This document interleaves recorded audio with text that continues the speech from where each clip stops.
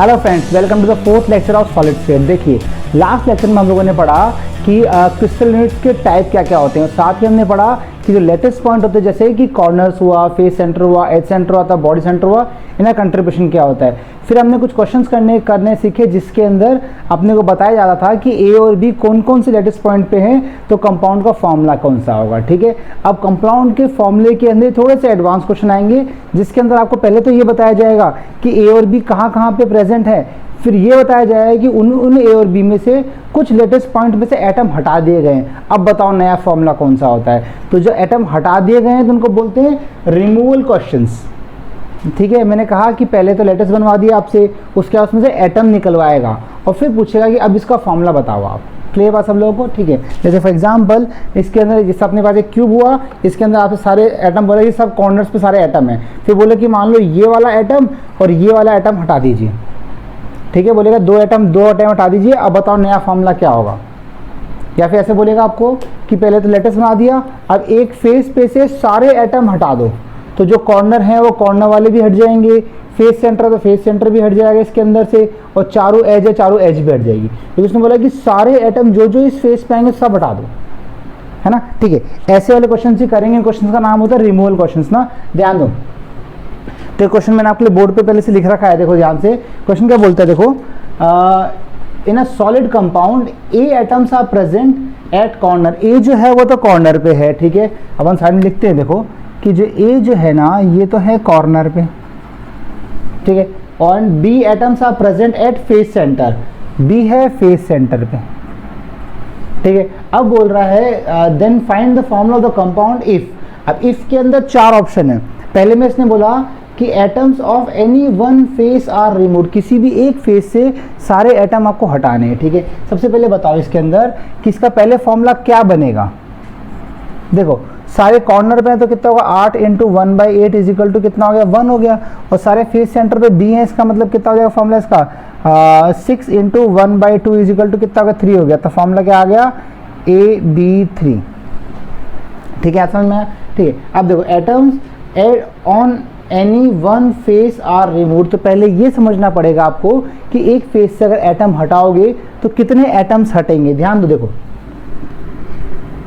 किसी भी एक फेस से हटा रहे, देखो अगर यहाँ से अपन किसी भी एक फेस, मान लो इस फेस से अगर मैं एटम्स हटाऊंगा तो क्या क्या हटेगा इसके अंदर, एक तो फेस सेंटर वाले है ना, फेस सेंटर और कॉर्नर पे है। ध्यान दो, तो ये चार तो कॉर्नर हट जाएंगे और एक फेस सेंटर हट जाएगा। ध्यान दो, अगर सारे फेस पे से सारे एटम हटा रहे हैं एक फेस पे से, तो क्या क्या हटेंगे, चार तो कॉर्नर हट जाएंगे और एक फेस हटेगा। इसका मतलब कॉर्नर हटेगा तो नुकसान किसका होगा, ए का होगा, बी का होगा। अगर कॉर्नर हटेंगे तो नुकसान होगा ए का। इसका मतलब ए के पास पहले नंबर ऑफ एटम्स कितने थे, पहले थे 1, है ना। इसमें से कितने हटे, 4 कॉर्नर हट चुके हैं, तो 4 कॉर्नर, और एक कॉर्नर कंट्रीब्यूशन कितना होता है, 1/8। तो ये कितना हो गया, ये हो जाएगा 1/2, तो 1 माइनस 1/2 इजिकल टू हाफ आ गया। ठीक है, नेक्स्ट देखो बी। बी का नंबर आइटम कितने, 3 थे। इसका नुकसान कितने का हुआ है, फेस सेंटर का नुकसान हुआ है, एक फेस सेंटर का नुकसान हुआ है ना, क्योंकि इस एक के अंदर, एक फेस के अंदर मात्र एक ही फेस सेंटर था, तो एक फेस सेंटर माइनस कर देंगे, देखो तो क्या होगा 1, और फेस सेंटर कंट्रीब्यूशन कितना होता है, 1/2 होता है।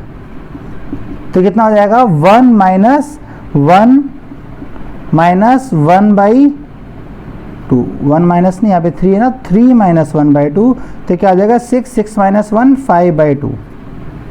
ठीक है, देखो फॉर्मूला क्या आ जाएगा इसके अंदर, ए के नीचे 1/2 लिखो और बी के नीचे 5/2 लिखो, पूरे को 2 से मल्टीप्लाई करोगे तो क्या आ जाएगा, AB5। ठीक है, तो पहले का आंसर क्या है, AB5। मैं आपको फिर से रिवाइज करा दूँ, देखो है ना, पहले ए था, ए था कहाँ पे, कॉर्नर पे था, कॉर्नर पे होता है 1। ठीक है, इसमें से फेस, पूरे फेस पे से आइटम हटाएंगे तो 4 कॉर्नर हट जाएंगे, तो कितना होगा, -4। कॉर्नर का तो कंट्रीब्यूशन का 1/8, तो 1 minus 1/2 is equal to half.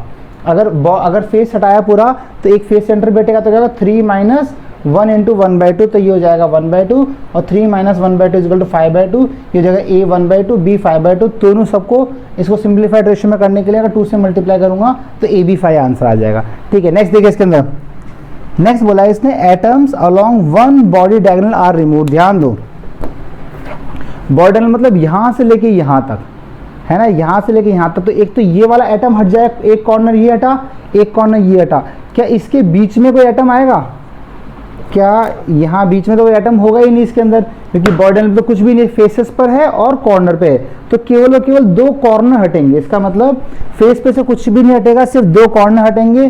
Face का नुकसान कुछ नहीं होगा, सिर्फ कॉर्नर के दो एटम्स का नुकसान होगा। इसका मतलब आंसर आएगा ए में से क्या होगा, 1 में से दो कॉर्नर हटा दो, कॉर्नर मतलब 1/8 से मल्टीप्लाई करके हटा दो, तो कितना हो जाएगा 1 माइनस 1/4 हो जाएगा। 1/4 कितना होता है, 3/4 हो जाएगा। ठीक है, नेक्स्ट देखो इसके अंदर बी तो कितना आएगा, बी तो पूरा 3 का 3 रहेगा, बी का तो नुकसान हुआ ही नहीं है। इसका मतलब क्या आएगा फॉर्मूला इसके अंदर, ए जो होगा वो तो 3/4 आ जाएगा और बी जो होगा वो कितना आ जाएगा, 3 आ जाएगा। पूरे को 3 से मल्टीप्लाई, पूरे को 4 से मल्टीप्लाई करो और 3 से डिवाइड कर दो।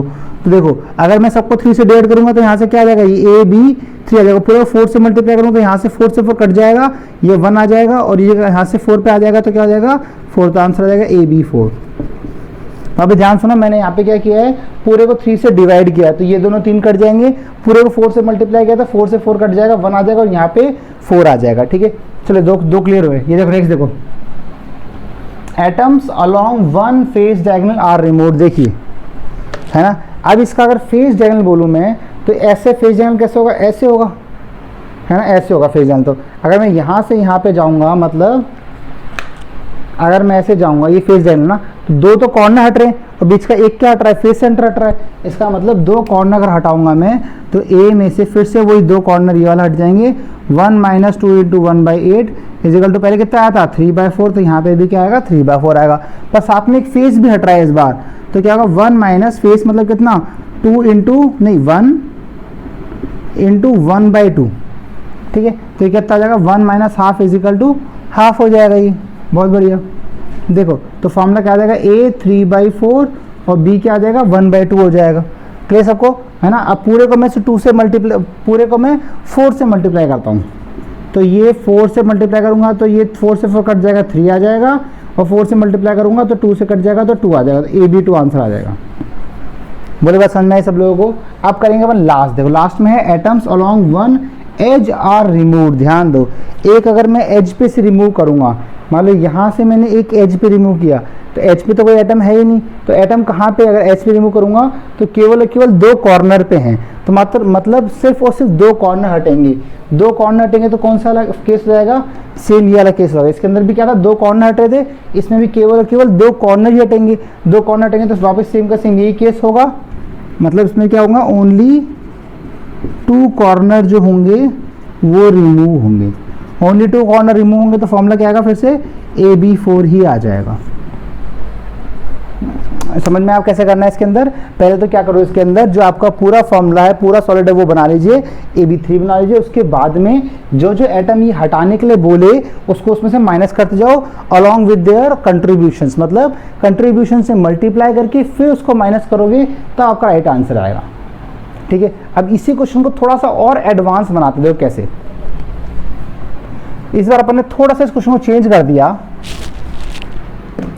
मैंने ऐसे बोल दिया कि ना ए एटम जो है ना वो प्रेजेंट है, कॉर्नर पे तो था ही था, साथ साथ पे ऐसे बोल दिया कॉर्नर एंड, इसको मैंने बोल दिया फेस सेंटर। क्वेश्चन चेंज कर रहा हूं। और बी जो है ना, बी ये मैंने बोल दिया B atoms are present at body centre and edge centre. अब ये क्वेश्चन मेन सोचने वाला हो गया है, पर अब आपको इतनी अंडरस्टैंडिंग हो चुकी होगी कि ये क्वेश्चन आप अपने आप करो, है ना। तो अब इसके बाद में वापस से अपने को ये सारे केस करने हैं, जो आपको 4 केस पढ़ाए हैं, ये वापस से 4 केस करने हैं। ये क्वेश्चन पूरा इमेजिन करने वाला है, बस आपको यहाँ तक समझ में आ गया होगा तो ये आप अपने आप ही इमेजिन करके समझ लोगे। तो आप क्या करो, सबसे पहले इस वीडियो को स्टॉप कर दो, स्टॉप मतलब पॉज कर दीजिए, और उसके बाद पहले क्वेश्चन करो। चारों के चारों केस करने हैं आपको, ये वाले जो मैंने बताया आपको।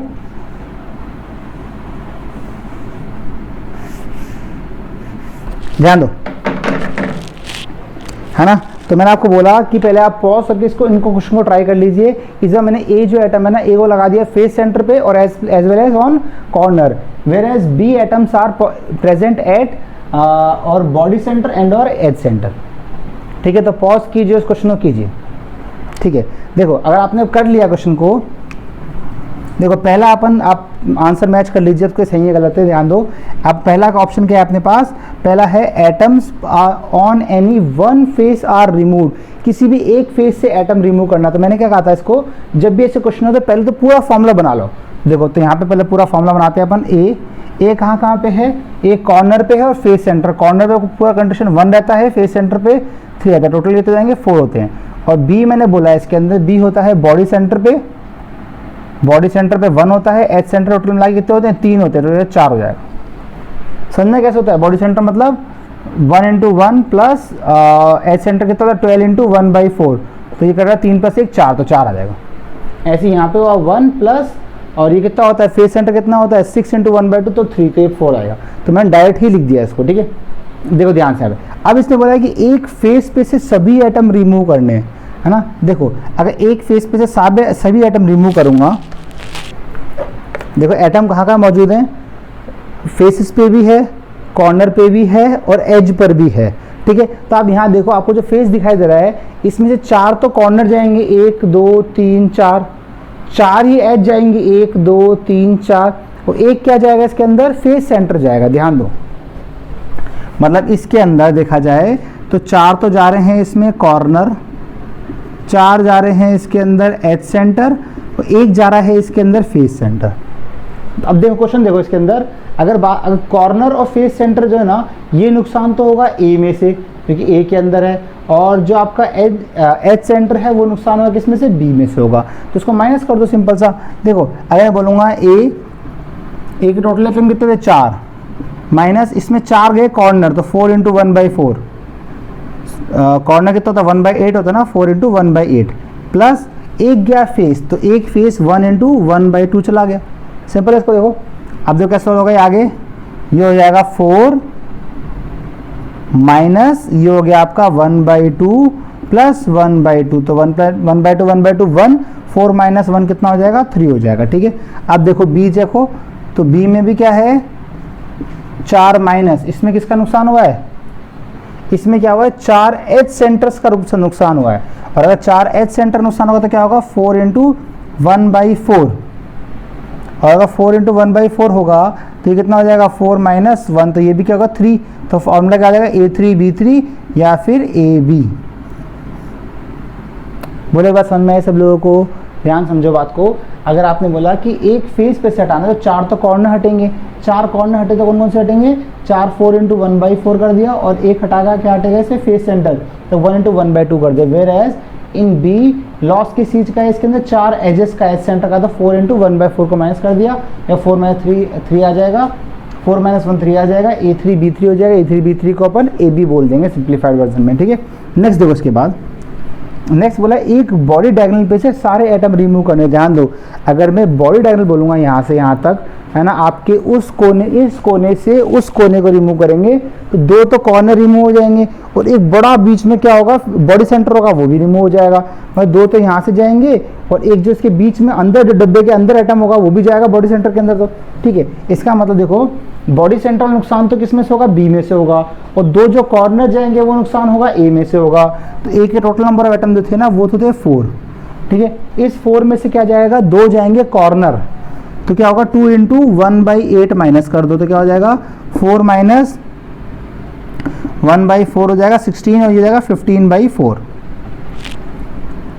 अब अगर मैं बी करूँ, देखो बी कैसे करेंगे, ये जाएगा 4, तो ये पहले 4 था, और इसके अंदर से एक पूरा बॉडी सेंटर का फर्क पड़ेगा ना, बॉडी सेंटर कितना होता है पूरा 1, इसका कंट्रीब्यूशन 1 ही होता है पूरा, तो कितना हो जाएगा 3 हो जाएगा।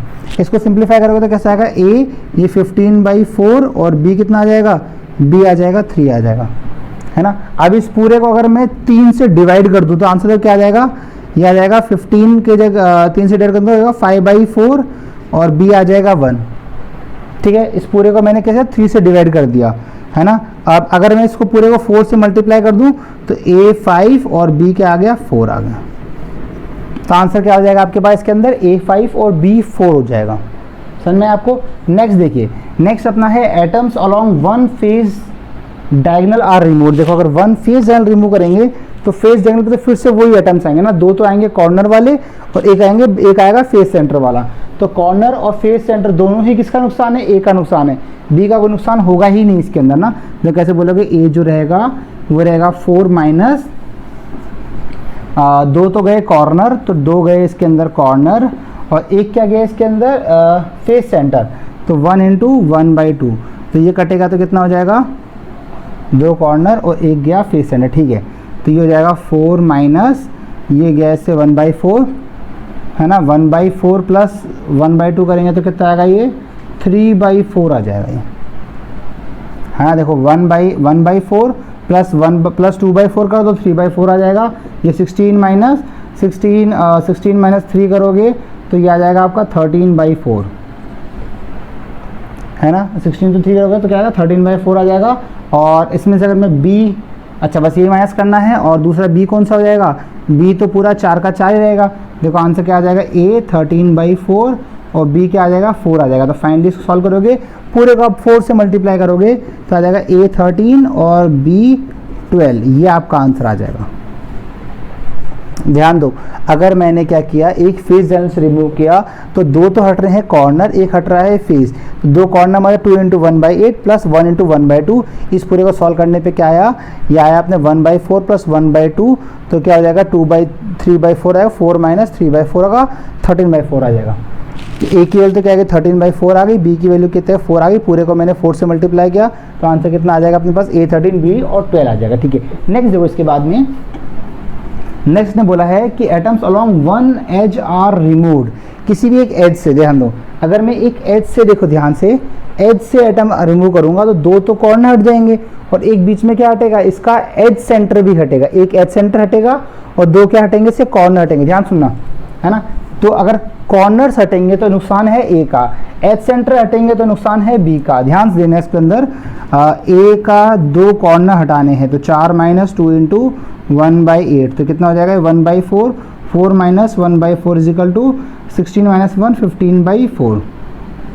वेयर एज जो बी है अपना, तो बी में से क्या हट रहा है, एक एज सेंटर हट रहा है, अगर एक एज सेंटर हटेगा तो 4 माइनस एज सेंटर कितना होता है 1/4 होता है, तो भी क्या होगा 4 माइनस 1/4, ये भी कितना हो गया 15/4 हो गया। तो फाइनली वापस आंसर कितना आ जाएगा आपके पास, ए बी आ जाएगा, है ना। मतलब a 15/4 b 15/4 आएगा, दोनों कैंसिल आउट करके आ जाएगा, वापस आंसर आपके पास a b आ जाएगा, है ना।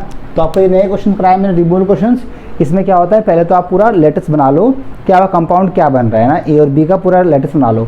उसके बाद जो कंपाउंड का फॉर्मूला आ जाएगा उसमें से माइनस करने के लिए बोलेगा ना, बोलेगा कि एक एच पे से एटम हट गए, 2 कॉर्नर हटाओ, एक फेस हटाओ, एक बॉर्डर हटा दो, कुछ भी मतलब बोलेगा ना। अगर आपको ये समझ में आ रहा है, इसके अलावा कुछ भी बोलेगा तो आप अपने आप ही क्वेश्चंस कर लोगे वो, है ना। तो इसमें बस आपको इमेजिन करना है, आपको समझना है कि कौन कौन से एटम हटाने के लिए वो बोल रहा है। अगर जैसे को पता लगे कौन कौन से एटम हटाने के लिए बोल रहे हैं, उसके बाद बस हमें क्या करना है, टोटल एटम्स में से वो एटम्स हटाने हैं अलॉन्ग विद देयर कंट्रीब्यूशन, ठीक है। समझ में आया सब लोगों को यहाँ तक।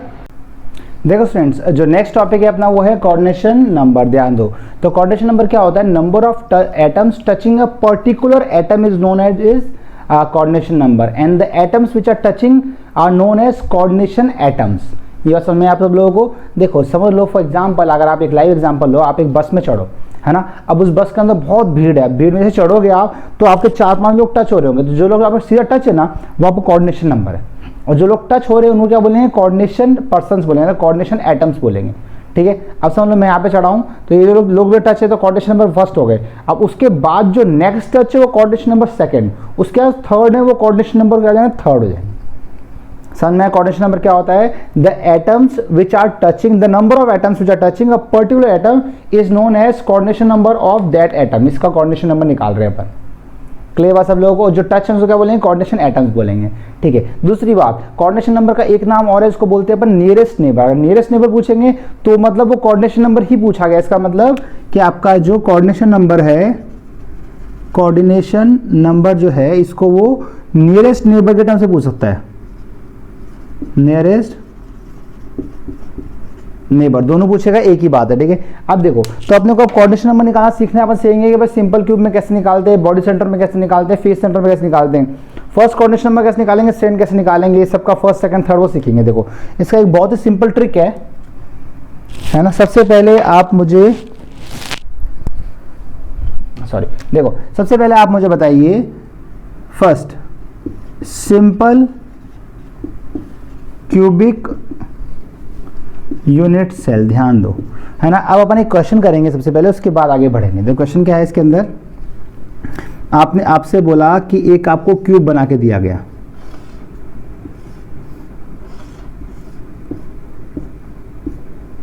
है ना। एक आपको क्यूब बना के दिया गया है, इसमें बोला ये नंबर 1 है, ये नंबर 2 है, ये नंबर 3, ये नंबर 4, ये नंबर 5, ये नंबर 6, ये नंबर 7, ये नंबर 8, है ना। और आपसे बोला जाएगा, दूसरे सेकंड बोला गया कि नंबर 1 एटम है ना, इससे बाकी सभी एटम्स की डिस्टेंस निकालनी है और उनको इंक्रीजिंग ऑर्डर में जमाना है। और बोला गया कि एज लेंथ है ना वो आपको ए दे रही है ना। देखो क्वेश्चन क्या है, देखो फाइंड डिस्टेंस ऑफ ऑल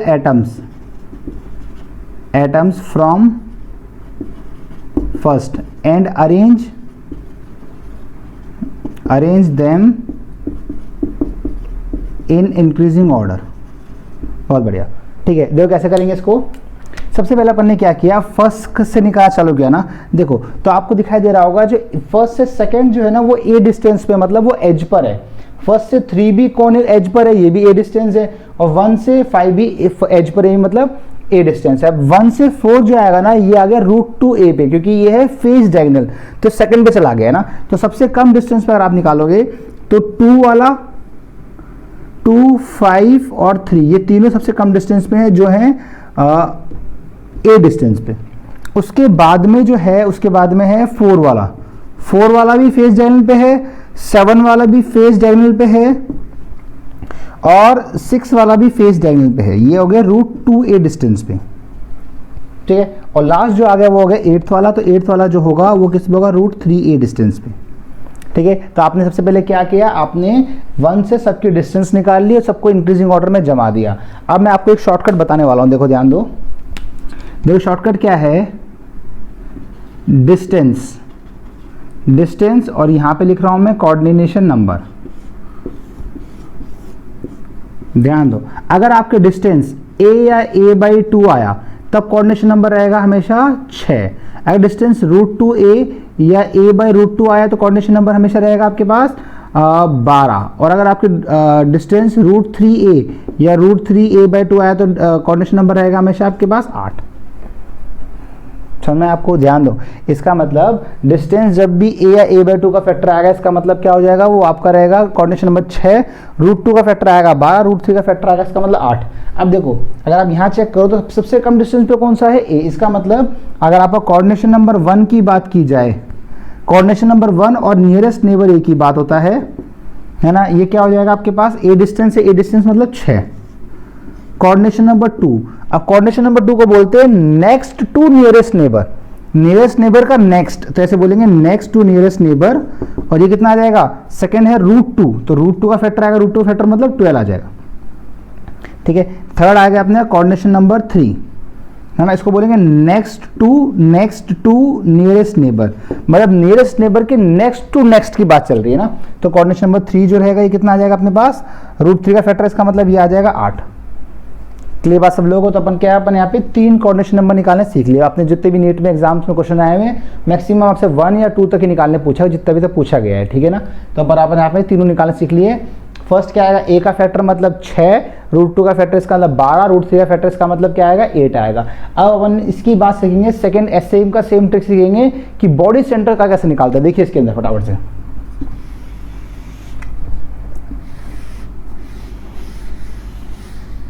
है ना, क्वेश्चन सेम का सेम ही है, बस चेंज क्या हो जाएगा यहाँ पे, एक तो यहाँ पे एक एटम और आ जाएगा 9, ठीक है। दूसरा सेकंड क्या बोलेंगे अपन इसको, body centred cubic unit cell. Next आ चुका है आपके पास body centred cubic unit cell. देखो क्या ये बॉडी सेंटर बना हुआ है, हाँ बिल्कुल बना हुआ है। क्यों, क्योंकि सारे एटम्स कॉर्नर पे हैं, एज वेल एज कहाँ पे हैं, इसके फेस एक बॉडी डायगोनल के अंदर भी आ चुका है, मतलब बॉडी सेंटर पे आ चुका है। अब क्वेश्चन वो का वो ये क्या है, डिस्टेंस निकालना है, फर्स्ट से सबकी डिस्टेंस निकालना है और दूसरा इसको इंक्रीजिंग ऑर्डर में जमाना है आपको, ठीक है। देखो कैसे करोगे। देखो पहले सबसे स्मॉलेस्ट डिस्टेंस थी ना वो ये थी ए। अब चेक करो क्या इस ए से भी ज़्यादा कोई स्मॉलेस्ट डिस्टेंस है या नहीं है। देखो अगर मैं ए से 8 की तरफ जाऊंगा तो ए से 8 कितना है, √3a है ना, पर √3 मतलब 1.73, उसका भी अगर मैं आधा कर दूंगा तो 1.73 डिवाइड बाई 2 तो 1 से भी छोटा हो जाएगा। इसका मतलब ये 9 वाला जो बीच में है, आधे पर है, ये 1 से भी छोटा होगा। इसका मतलब सबसे कम डिस्टेंस पे कौन सा रहेगा, 9 वाला। समझ में आया। इससे ज़्यादा पे आएगा फिर एज वाला, मतलब 2 वाला, 5 वाला और 3 वाला। 2 वाला, 5 वाला और 3 वाला कितने पे आएंगे, ए डिस्टेंस पे आएंगे, और ये कितने पे आया, √3a/2 पे आया। समझ में बात आपको। नेक्स्ट देखो, इसके बाद नेक्स्ट अपने को फर्स्ट से निकालना है, सेकंड आएगा फेज, थर्ड आएगा फेज डायगोनल। तो फेज डायगोनल कौन से हैं, 4 फेज डायगोनल पे है, और 1 से लेके 7 फेज डायगोनल पे है, 1 से लेके 6 फेज डायगोनल पे है। और फेज डायगोनल जो होता है उसका वैल्यू होती है √2a, ठीक है। और लास्ट में आएगा 1 से लेके 8 तक, 1 से लेके 8 वाला जो होगा ये आएगा √3a। समझ में आपको बात। आपको कुछ नहीं किया, आपने 1 से सबकी डिस्टेंस निकाल ली है। अब क्या करेंगे, इसकी भी हेल्प से अपन कोऑर्डिनेशन नंबर्स लिखेंगे। देखो अगर बोलूंगा फर्स्ट कोऑर्डिनेशन नंबर, फर्स्ट को क्या बोलते हैं, नियरेस्ट नेबर बोलेंगे, कितना आएगा, √3 का फैक्टर मतलब 8। Second coordination number 2, next to nearest neighbour, coordination number कितना आएगा इसका, a है, इसका मतलब क्या आ जाएगा 6। थर्ड देखो coordination number 3, next to nearest neighbour, next to nearest neighbour जो होगा थर्ड 3 का, वो कितना आएगा, √2 है, √2 मतलब कितना आ जाएगा 12। एंड लास्ट फोर्थ भी निकालना है, तो कोऑर्डिनेशन नंबर 4 कितना आ जाएगा, next to nearest neighbour is equal to √3 मतलब 8। समझ में आपको। इसका मतलब आपने बॉडी सेंटर्ड के 4 कोऑर्डिनेशन नंबर निकाल लिए। कैसे निकाल, देखो आपने, मैंने कहा था इस बार जो नियरेस्ट डिस्टेंस रहेगी वो एज पे नहीं रहेगी, इस बार किस पे आएगी, बॉडी डायगोनल के बीच में आ जाएगी। कि बॉडी डायगोनल कितना आता है, √3 होता है, √3 का भी आधा कितना होगा, √3/2, 1.73/2 विच इज लेस देन 1। तो लेस देन 1 रहेगा, इसका मतलब क्या होगा, सबसे पास आ जाएगा 9 वाला, है ना। तो अपन इस ट्रिक से फटाफट इजीली आप क्या कर सकते हो, कोऑर्डिनेशन नंबर निकाल सकते हो। अब लास्ट पढ़ेंगे अपन face centred cubic unit cell. देखिए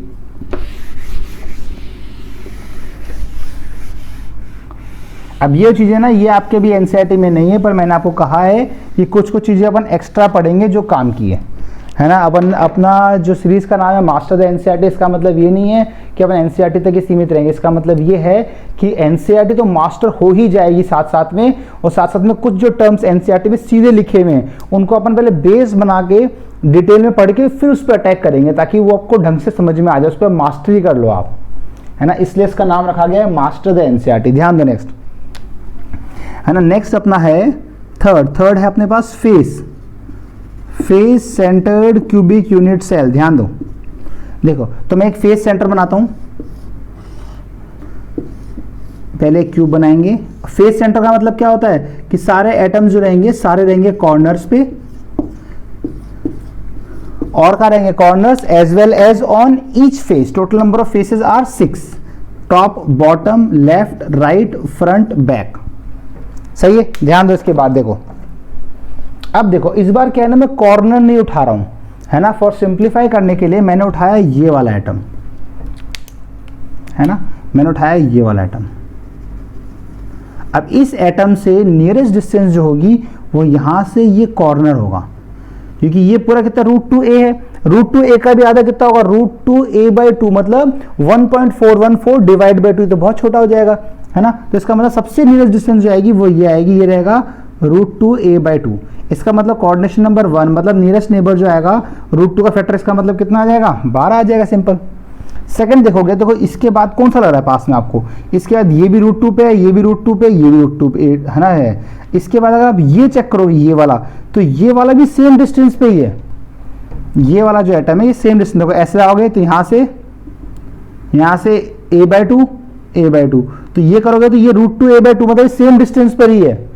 इसका मतलब इसको चेक नहीं करना है, नेक्स्ट चेक करना है। ये 12 जो है ना, 12 कोऑर्डिनेशन नंबर, ये इन सबको ऐड कर चुका है पहले ये, तो आप चेक कहीं भी चेक कर लो। नेक्स्ट जो आएगा ना वो इसके बाद में इस एटम से नेक्स्ट सामने वाला फेस सेंटर ना वो वाला आएगा, सामने वाला फेस सेंटर आएगा। सामने वाला फेस सेंटर डिस्टेंस क्या होगी, इस फेस सेंटर से इस फेस सेंटर से इसकी निकालोगे तो ए डिस्टेंस आएगी ना, जो एज की है वही की वही आएगी। इसका मतलब ए डिस्टेंस अगर आ गई इसकी, अगर इसकी डिस्टेंस अगर ए आ गई तो कोऑर्डिनेशन नंबर 2 जो होगा वो नेक्स्ट टू नियरेस्ट नेबर होगा, और ए मतलब इसका कोऑर्डिनेशन नंबर कितना होगा, 6 होगा।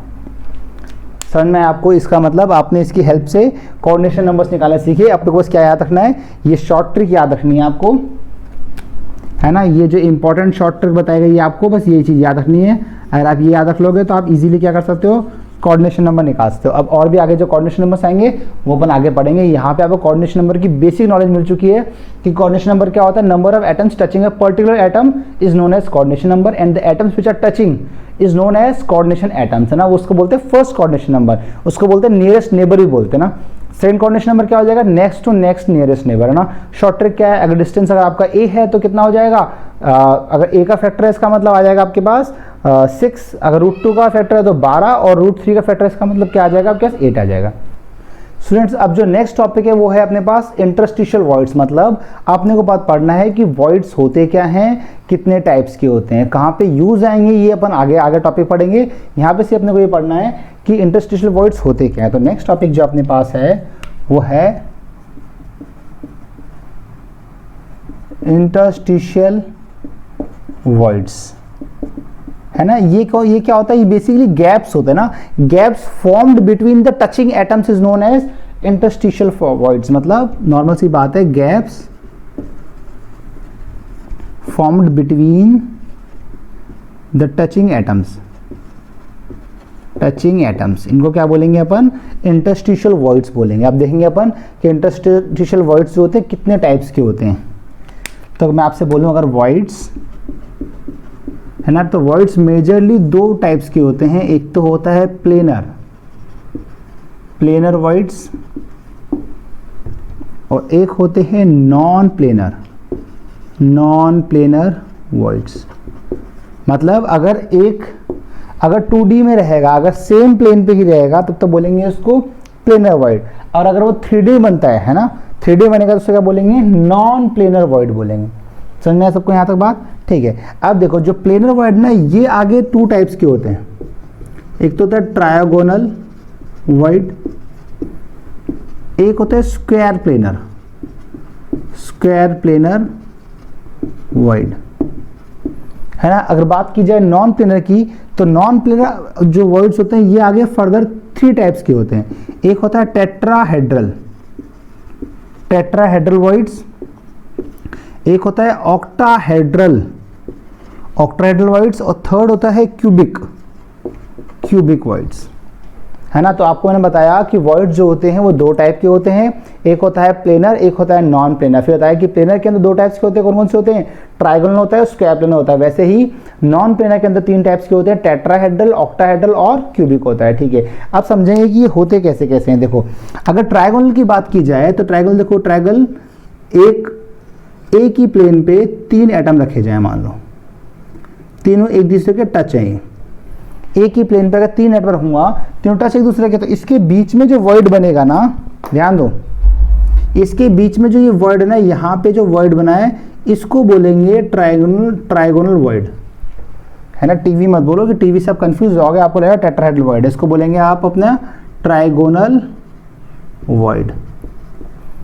सही है। मतलब एक प्लेन पे मान लो इस पे मैंने 3 एटम रखे, 3 एटम रख दोगे, 3 अब बॉल्स लेके आए, 3 बॉल रख दोगे, तो बीच में जो खाली जगह बचेगी ना वो कहलाएगा ट्रायगोनल वॉइड कहलाएगा। ध्यान दो, अगर इस बीच वाले एटम का, ध्यान दो, इस बीच वाला जो वॉइड बना ना, इस वॉइड का कोऑर्डिनेशन नंबर निकालूं तो इसका कोऑर्डिनेशन नंबर कितना आएगा, 3 आएगा, क्योंकि इस वाले एटम से 3 एटम टच है, इस वॉइड से 3 एटम टच है, इसका मतलब इसका कोऑर्डिनेशन नंबर 3 आएगा। मैंने कहा था कोऑर्डिनेशन नंबर वही होता है ना कि नंबर ऑफ एटम टच्ड, तो कितने नंबर टच है इसके अंदर, 1 2 3 टच है, इसलिए इसका इस वॉइड का कोऑर्डिनेशन नंबर 3 आएगा। मतलब आपसे पूछा जाए what is coordination number of trigonal void, then it will be 3। Next देखो, इसके बाद अब क्या होता है, देखो मान लो ये रेडियस है ना, ये रेडियस ये दे रखी r, एटम की रेडियस दे रखी r, और मान लो इसके अंदर जो रेडियस है इसकी, जो यहाँ पे जो वॉइड है, मान लो इसमें एक एटम आया, इस एटम की रेडियस मान लो स्मॉल r है। ध्यान दो आप इसे, जो आपकी वॉइड में आया ना एटम, उसकी रेडियस स्मॉल आर है, और जो जिससे वॉइड बना है उन एटम की डिस्टेंस आर है। तो यहाँ पे अपने को आर बाई आर निकालना पड़ता है, इसको बोलते हैं रेडियस रेशियो। रेडियस रेशियो है ना। तो आर बाई आर बहुत ही इंपॉर्टेंट है, रेडियस रेशियो है, जिसके पे डिपेंड करेगा आगे जाके कि एटम्स कौन कौन सी पोजीशंस पे आते हैं ना। अगर एटम का साइज क्या होगा तो वो कौन से वॉइड में जाएगा, वो आगे आएगा। ठीक है, अभी मैं बता रहा हूं, जब भी ट्रायंगल वॉइड होगा तो आर बाई आर जो आएगा ये आएगा 0.155। क्लियर बात आप लोग। अब पूछोगे 0.15 है कहां से आया, तो वो अपन इस पूरे टेबल पढ़ने के बाद नेक्स्ट अपन उसको ड्राइव कराएंगे कि 0.155 आया कहां से। ठीक है, नेक्स्ट देखो, अगर मैं बात करूं अगर स्क्वायर प्लेनर की, तो स्क्वायर प्लेनर तो कैसा आएगा, 1 2 3 4, मतलब एक ही प्लेन पे जो 4 एटम बनेंगे, ध्यान दो, एक ही प्लेन पे अपन ने क्या किया, 4 एटम 4 बॉल्स ऐसे रखी, तो बीच में जो वॉइड बनेगा उसको क्या बोलेंगे, इसको बोलेंगे स्क्वायर प्लेनर। और इसके अंदर ये जो एटम आएगा ये वॉइड के अंदर आ जाएगा ना, तो इस वाले वॉइड को क्या बोलेंगे, स्क्वायर प्लेनर बोलेंगे। कोऑर्डिनेशन में पूछा जाएगा तो इस एटम से कितने टच है, इस एटम से 4 एटम्स टच है, तो कोऑर्डिनेशन में आ जाएगा 4 और आर बाई आर। इसमें आर क्या है, जो छोटा आर है ना ये तो इस वॉइड के अंदर वाले एटम का है, और बड़ा आर कौन सा है जिससे ये बन रहा है ये, तो आर बाई आर जो होगा ये 0.414 होता है। ठीक है, तो ये किसका आ गया, 2D का आ गया ना। पर जो आपने नेचुरल लाइफ में जो एटम्स होते, जो सॉलिड्स होते हैं उसमें 3D के अंदर है ना, तो उसके अंदर ये भी अपने को बनाना सीखना पड़ेगा आगे ना। ठीक है, तो अब जो 3D के अंदर है उसके अंदर क्या होगा, नॉन प्लेनर वॉइड्स बनेंगे। इसका मतलब मेजरली सबसे इंपॉर्टेंट जो है वो ये 3 है ना। अब पढ़ेंगे इसके अंदर टेट्राहेड्रल होता कैसे और कैसे बनता है। ध्यान दो, सबसे पहले टेट्राहेड्रल बनाने के लिए मैंने एक ट्राइगोनल वॉइड लिया, 1 2 3, ये ट्राइगोनल वॉइड है। जैसे समझ लो मैंने ऐसे इसको लिया और 3 atom, 1 atom 2 atom 3, trigonal void बना लिया। अब सोचोगे 3 एटम में यहाँ रखूंगा तो क्या इन तीनों एटम के ऊपर बीच में तो खड्डा सा हो जाएगा। 3 अगर आप बहुत सारे बीच में खाली जगह बचेगी ना, उसमें मैंने 1 एटम और रख दिया। ध्यान सुनना, 3 एटम तो यहाँ थे नीचे, उसके ऊपर बीच में जगह बची ना, उसमें 1 एटम और रख दिया। अब ये बन गया टेट्राहेड्रल वॉइड और बन गया नॉन प्लेनर। देखो कैसे, ये 3 एटम फर्स्ट लेयर में थे, सेकंड लेयर में बीच में बिल्कुल सेंटर में 1 एटम और रख दिया है, तो ये बन गया आपके पास जो बीच में था, ये बन गया टेट्राहेड्रल वॉइड। और इसका कोऑर्डिनेशन नंबर कितना हो जाएगा, इसके 1 2 3 तो सेम प्लेन में, एक ऊपर तो 4 कोऑर्डिनेशन नंबर हो जाएगा। अगर बोले जाएगा फर्स्ट लेयर, अगर बोलूंगा मैं फर्स्ट लेयर, तो फर्स्ट लेयर में तो कितने होंगे, 3 एटम होंगे। और अगर जो सेकंड लेयर की बात की जाएगी, सेकंड लेयर, तो उसके बिल्कुल सेंटर में कहाँ है, इसके सेंटर में 1 एटम और है। इसका मतलब टेट्राहेड्रल वॉइड क्या होता है, 3 लेयर, 3 एटम तो नीचे होते हैं, सेम प्लेन पे होते हैं, और 1 एटम कहाँ होता है, जस्ट इसके ऊपर होता है, बीच में सेंटर पे, है ना। नेक्स्ट देखिए, नेक्स्ट बात करें ऑक्टाहेड्रल वॉइड की ना, तो ऑक्टाहेड्रल वॉइड भी 2 तरीके समझाया जाता है। देखो कैसे ऑक्टाहेड्रल वॉइड समझाया जाता है, 2 तरीके से, देखिए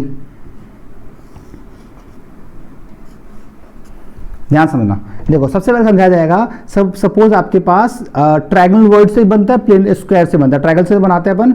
मान लो देखो ट्रायंगल वॉइड जो होगा ना, इसको मैं अगर ऐसे बनाऊं तो ये एक ट्रायंगल बनेगा। तो मान लो मैंने एक ट्रायंगल वॉइड लिया जिसका ट्रायंगल बना सीधा, एक ट्रायंगल वॉइड और लिया जिसका ट्रायंगल बना उल्टा। ठीक है, मैंने 2 ट्रायंगल वॉइड लिए, एक को सीधा रखा और एक को उल्टा रख दिया, एक को रखा अप वर्टेक्स, एक को रखा डाउन वर्टेक्स। ये जो है ये अप वर्टेक्स है ना, तो इसको मैंने एक सीधा रखा एक उल्टा रखा, तो इनके जो बीच में वॉइड बनेगा ना, ये कहलाएगा ऑक्टाहेड्रल वॉइड। देखो उसको बनाने की कोशिश करता हूँ मैं। पहले मैं आता हूँ नीचे वाला, तो ये देखो ध्यान दो, इसके अंदर बोलूँगा फर्स्ट लेयर, तो अप वर्टेक्स, ये फर्स्ट लेयर हो गई। अगर बोलेंगे सेकेंड लेयर, तो डाउन वर्टेक्स, तो डाउन वर्टेक्स कैसे हो जाएगा, इसके अंदर 2 ऊपर और 1 नीचे। समझ में आया इसके अंदर आपको, ठीक है। इसका मतलब फर्स्ट लेयर में अप वर्टेक्स, सेकंड लेयर में डाउन वर्टेक्स। इस एक तो ये सीधा है, एक ही उल्टा, इन दोनों को मैं यूं रख दूंगा ना, तो बीच में जो वॉइड बनेगा उसको क्या बोलेंगे, ऑक्टाहेड्रल वॉइड बोलेंगे। बोला समझ में आई। इनका जो रेडियस रेशियो होता है, इसका रेडियस रेशियो होता है आर बाई आर, ये होता है 0.225, है ना, इस आर का इस आर का। इसका जो रेडियस रेशियो रहेगा आर बाई आर, ये रहता है 0.414, मतलब exactly same as square planar void. ठीक है, अब देखो उसका नेक्स्ट टाइप जो आएगा, देखो कैसे बनाएंगे, वो बनाएंगे स्क्वायर प्लेनर से। तो एक तो लिया अपन ने स्क्वायर प्लेनर, ठीक है, एक एटम दिया इसके नीचे और एक एटम रख दिया इसके ऊपर। मतलब आपको समझाऊं, अगर इसका मतलब फर्स्ट लेयर, इसमें 3 लेयर का है ये। फर्स्ट लेयर अगर बोला जाएगा आपसे तो पहले लिया अपन ने एक एटम, सेकेंड लेयर में अपन ने लिया स्क्वायर प्लेनर वॉइड, और थर्ड लेयर में अपन ने वापस से ले लिया एक एटम। तो ये क्या बन चुका है, ये बन गया अपने पास ऑक्टाहेड्रल। समझ में, इसका भी रेडियस रेशियो सेम ही रहेगा क्योंकि ये ऑक्टाहेड्रल वॉइड ही है। जब तक ऑक्टाहेड्रल वॉइड रहेगा जब तक रेडियस रेशियोस क्या रहेंगे, सेम रहेंगे इसके। ध्यान दो ध्यान दो। तो मैंने आपको अभी बताया कि टेट्राहेड्रल वॉइड क्या होता है। एक तो लिया ट्राइगोनल, ट्राइगोनल पे एक एटम रख दोगे तो क्या बन जाएगा, टेट्राहेड्रल बन जाएगा। रेडियस रेशियो कितना होता है, r by small r by capital R होता है 0.225। ये वैल्यूज कहाँ से आ रही है, ये सब आपको मैं ड्राइव करना सिखाऊंगा अभी कि ड्राइव कैसे करते हैं। बट अपने क्वेश्चंस के अंदर मोस्टली क्या होता है, सीधा आपको डायरेक्टली यूज करना पड़ेगा इसको, है ना। तो अगर आपको डेरिवेशन पता भी नहीं है, सीधा आपको डायरेक्टली वैल्यूज आता है, आप इजीली कर सकते हो उसको ना, ठीक है। नेक्स्ट में बताया कि ऑक्टाहेड्रल होता है 2 टाइप के होते हैं, या तो एक ट्राइंगल ले लो, अप वर्टेक्स और डाउन वर्टेक्स ट्राइंगल एक दूसरे के ऊपर रख दोगे तो बन जाएगा वॉइड, या फिर एक बनाओ स्क्वायर प्लेनर, उसके एक ऊपर एटम रखो एक नीचे एटम रखो, तो इसको भी क्या बोलते हैं, ऑक्टाहेड्रल ही बोलते हैं। दोनों में रेडियस रेशियो सेम ही आएगा कि वॉइड सेम प्रकार का है, इसलिए रेडियस रेशियो सेम आएगा जो है 0.414 which is exactly same like square planar void, ठीक है। अब लास्ट जो आ गया वो आ गया क्यूबिक। देखो क्यूबिक कैसे बनता है, अपन ने एक लिया स्क्वायर प्लेनर, ठीक है, और दूसरा स्क्वायर प्लेनर जो है ना, 2 स्क्वायर प्लेनर लेंगे, पहले लिया एक स्क्वायर प्लेनर और दूसरा स्क्वायर प्लेनर जो रहेगा वो एग्जैक्टली इसके ऊपर रख दो, 1 2 3 4। इसका मतलब अगर मैं बोलूँगा फर्स्ट लेयर, ध्यान दो, अगर फर्स्ट लेयर की बात की जाएगी तो ये आएगा 1 2 3 4। अगर बोलूँगा सेकेंड लेयर तो सेकेंड लेयर भी सेम की सेम ही रहेगी, 1 2 3 4। तो फर्स्ट लेयर भी 4 रहेंगी और सेकेंड लेयर भी 4 आइटम्स रहेंगे, तो दोनों एक दूसरे के ऊपर रहेंगे। क्लियर बात सब लोगों को। और small r by capital R जो होगा इसके अंदर ये 0.732 आएगा।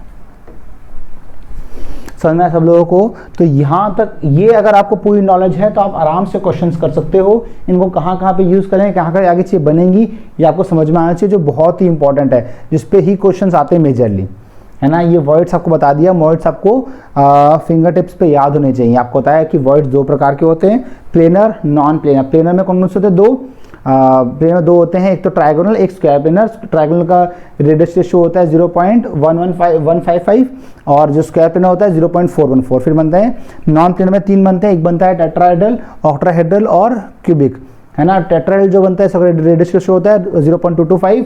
ऑक्टाहेड्रल फिर 2 प्रकार के बनते हैं, अप वर्टेक्स डाउन वर्टेक्स। और जो दूसरा टाइप है वो कैसे बनेगा, एक लिया स्क्वायर प्लेनर, ऊपर एक एटम नीचे एक एटम ना, तो ये क्या हो जाएगा 0. इसके दोनों का रेडियस रेशियो सेम ही रहेगा which is 0.414। And the last one is cubic. Cubic कैसे बनेगा, 4 स्क्वायर प्लेनर, एक स्क्वायर प्लेनर बनेगा, उसके ऊपर एक और 4 एटम्स आएंगे स्क्वायर प्लेनर के, बीच में जो वॉइड बनेगा ये वाला, इसको बोलेंगे क्यूबिक वॉइड बोलेंगे। और क्यूबिक वॉइड का आर बाई आर कितना होता है 0.732 और इससे फर्स्ट लेयर सेकंड लेयर ऐसे 4 एटम आएंगे। ये चीज़ें आपको एग्जैक्टली याद होनी चाहिए। समझ में आया सब लोगों को यहाँ तक।